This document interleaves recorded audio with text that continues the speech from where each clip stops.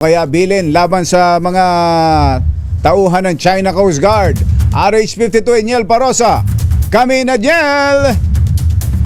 Jerry Katunying, stand our ground. Atin yan. Ito ang direktiba na bagong Armed Forces of the Philippines Chief of Staff na si General Antonio Navarrete sa mga sundalo nakadeploy sa BRP Sierra Madre. Kasunod ito nang sumalubong sa kanyang issue ang panibagong enkwentro sa pagitan ng Philippine Navy personnel at China Coast Guard sa Ayungin, Seoul.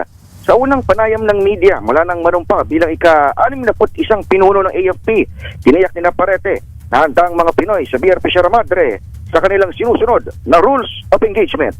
Kinamusta rin daw sa kanya ni Pangulong Bongbong Marcos ang kalagayan ng mga Pinoy at ipinag-utos sa kapasidad bilang Commander-in-Chief ang kaligtasan ng mga ito. Paniguro ng bagong 4-star general, patuloy sa paggampan ng profesional at tungkulin ng AFP. Pakinggan natin siya.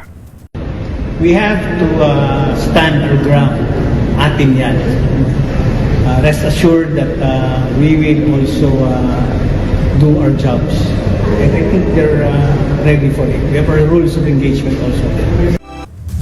Sa mga video na ibinahagi ng AFP Public Affairs Office, makikitang sinadyang lumapit ng CCG personnel sa kanilang rigid hull inflatable boat sa bisinidad ng Philippine Navy warship sa teritoryong nasa exclusive economic zone ng bansa. Sa halip na sumunod sa pagtaboy ng mga Pinoy, naawi pa ito sa paghampas ng baton ng mga Chino na ikinasugat sa ulo ng isang Pilipino at ikinagalos sa braso ng isa pa. Sabi ni retired Admiral Roy Vincent Trinidad, siyang special spokesman ng AFP sa West Philippine Sea. Ito ang unang beses na lumapit na hanggang sa 30 meters ng Chinese sa BRP Sierra Madre mula noong marahas na June 17, 2024 incident kung saan isang sundalo rin ang naputulan ng daliri.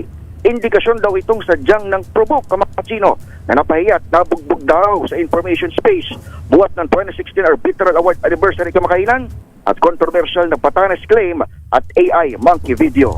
Yan pala ang bagong Eniel, yan pala bagong AFP chief natin, si Rolando Navarrete. Tananan, tananan, tananan. Tananan. Ha? Yan ba yung tinatawag na bad boy from the Jangas? Yan yun, bad boy from the Jangas. Oh. Ano yun, World Boxing Champion. Iba pala yun.